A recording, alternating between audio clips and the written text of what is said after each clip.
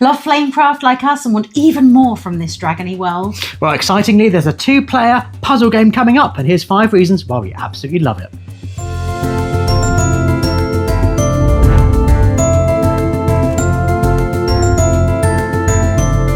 Welcome to BoxedMeeples. I'm Libby, this is Julian, and today we are talking about Flamecraft Duals. Now, this is set in the familiar Flamecraft world, and it is a 2-player pattern-making, puzzly fun game that's perfect for travel. Designed by Manny Vega and with art from Sandara Tang, Flamecraft Duals is an abstract pattern-building game that takes about 30 minutes to play. Each round, a player is going to draw a dragon from the bag and place it out on the shared central board. Every dragon type has a special ability that can be fired up that will allow you to either draw more dragons or rearrange those that are already on the board. Players aim to match 3 dragons on the board to make patterns matching their shop cards in order to score them. Once all the dragons are drawn from the bag, the game ends and the player with the highest score is the winner. So let's get right into it. This is 5 reasons why I've absolutely had a blast with Flamecraft Duals.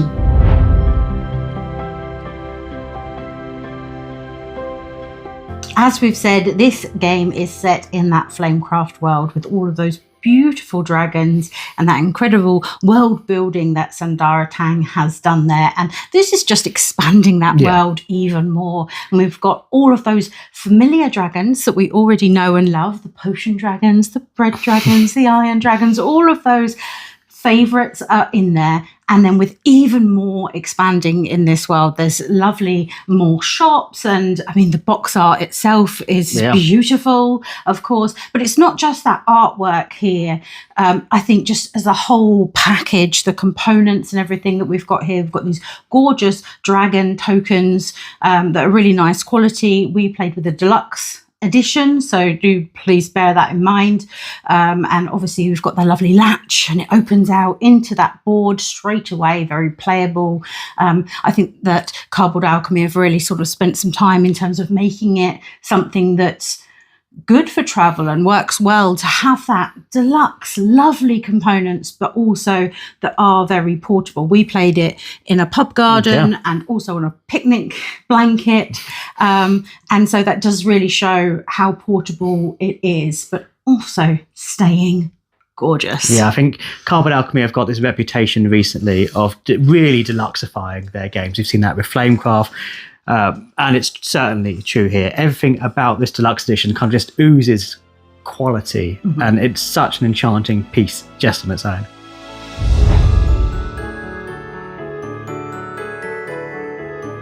Now, all those dragons we've seen in the first Flamecraft are back in this, but they've got some new friends.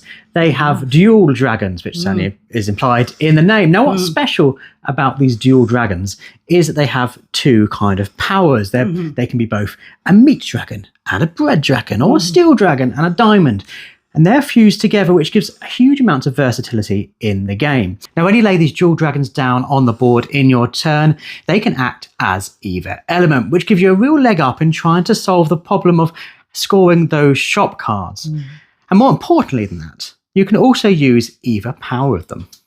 You can indeed, and it really lets you maximise your turns. We found that we were trying to score all of our shop cards on every turn, and when we managed to do that, it was this real sort of beat that moment between the 2 of us, which really sort of adds a nice highlight to the game, I think.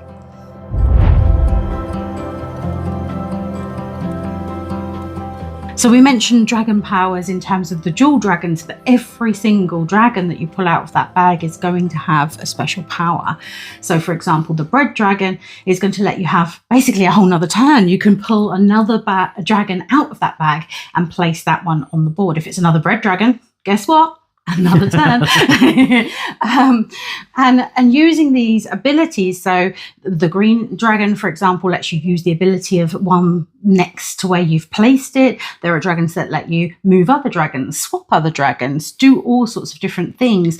And you really need to do that in order to sort of make the most of scoring those shop cards and being able to maximize your turns. This isn't just a game where you pull a token out of the bag and then you place it on the board where you want and that's it. The dragon powers really turn it into something strategic between the 2 of you. And what I really love is kind of got this verticality to the game as well, because you can stack up to 3 dragons on each of the spots, which mixed with the dragon powers means often you can unearth one you need, which will then allow you to get a score and score a shop. Or sometimes you can cover up a powerful dragon that you think your opponent might need. And the way those react together and interchange makes it so much more than so many kind of similar games of this ilk. It's so thinky. And the temptation, of course, just to place one down, which you can then score. But sometimes it's often better to be mindful of future turns. Place one down and then use that power to move something which allows you to score both cards at once. And that's when the game really gets exciting. Yeah, I remember in some of the games that we played, I actually put that third dragon on in a place where I didn't need it, didn't affect me, purely so that if Julian was to pluck out a dragon that he wanted, he wouldn't be able to just put it on top of that third dragon because it's at maximum 3 height. He would have to move something to reveal something to then do something, making that game just a little bit harder for him. But of course, you never really know for sure what your opponent is trying to do because those shop scorecards are kept secret from one another. So sometimes you may want to use these dragon powers to disguise what you're aiming for. Maybe move some things around that doesn't really help you, but may hinder them and also wrong foot them. So they go, well, maybe he's trying to get a row of 3 reds, 3 stakes, but really, no, you want 2 stakes and a leaf in there.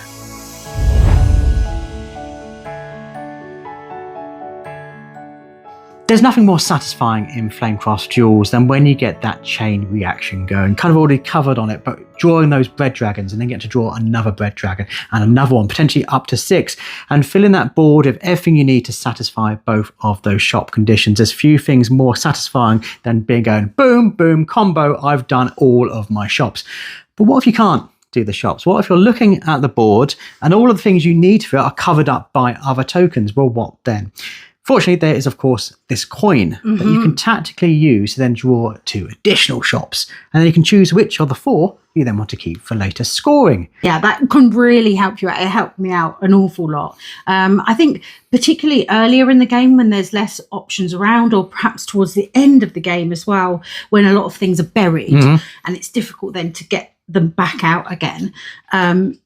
It really can sort of depend what you're able to do with what symbols are out. So having that ability to go, oh, this just isn't going to happen, swap it out, and then all of a sudden you can already score it. It's great.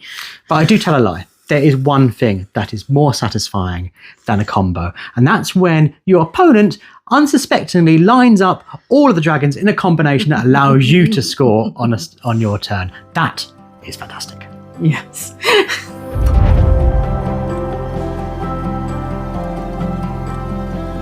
So up until now, we've just been discussing the base elements of the game to play in its normal mode, shall we say. But there are a variety of different ways of playing. And there is a fountain dragon. Do be aware that the images here are from a prototype dragon and the dragon will be actually a mini.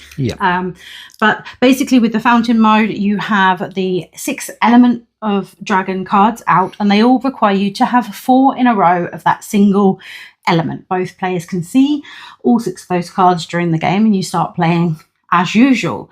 As a player completes one of those cards, they of course get to score it. Great. And they're a nice higher score card, so that's good. But that's not all. You then also get to place that lovely fountain dragon onto the board. Wherever you want, you take off all of the dragon tokens that are on that particular space. You then get to choose one of those dragon tokens to keep, and you store it there to then be used next time. And the other dragon tokens then go back into the bag to then be plucked out again another turn. Of course, we tended to go with those dual dragons. That's always a temptation. They're the best ones to get. Because that keeps your options open and allows you to score.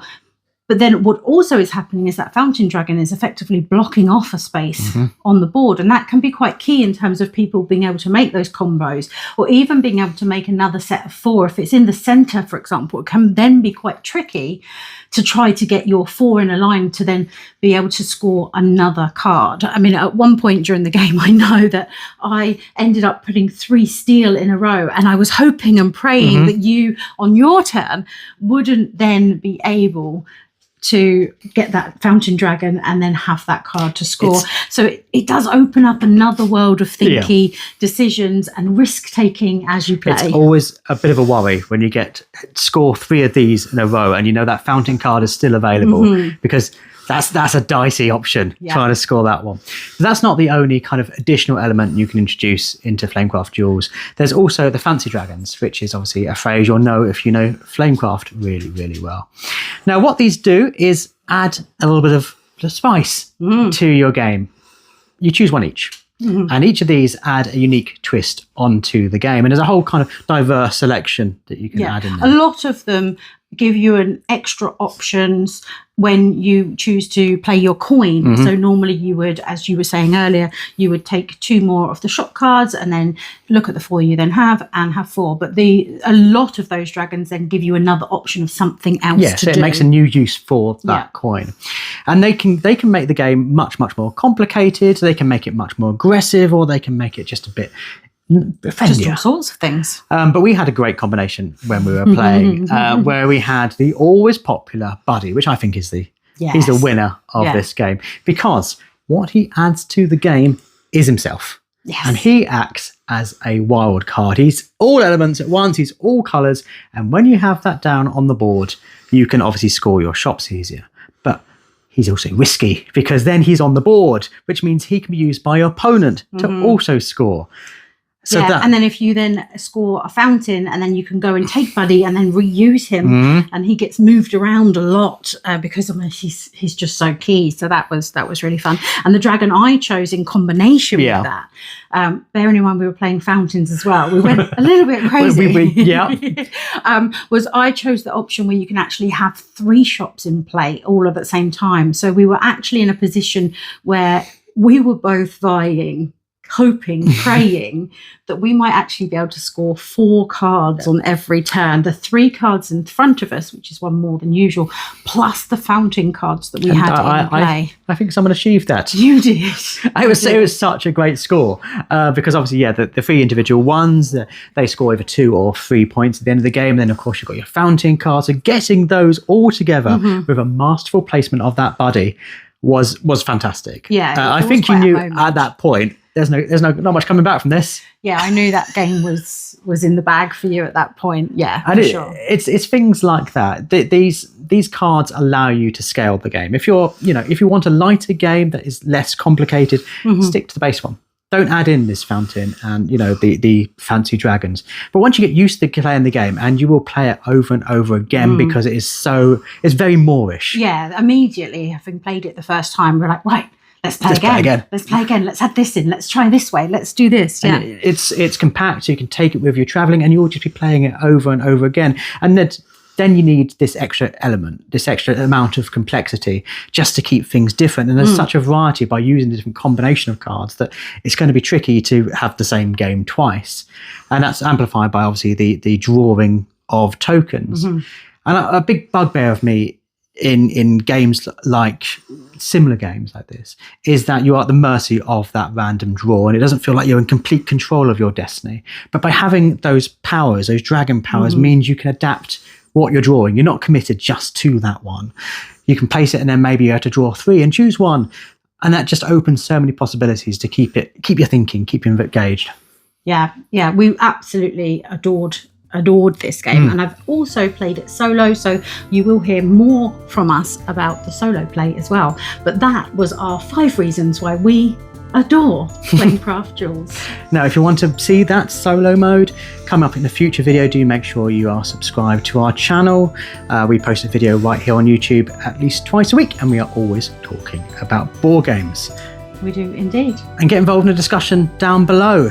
Are you excited about Flamecraft Duals? Have you wanted to play Flamecraft in a new, interesting way, but stay in that kind of beautiful Sandara Tang universe? Do let us know in the comments down below. Of course, if you've got any questions, we'll do our best to answer them from what we know.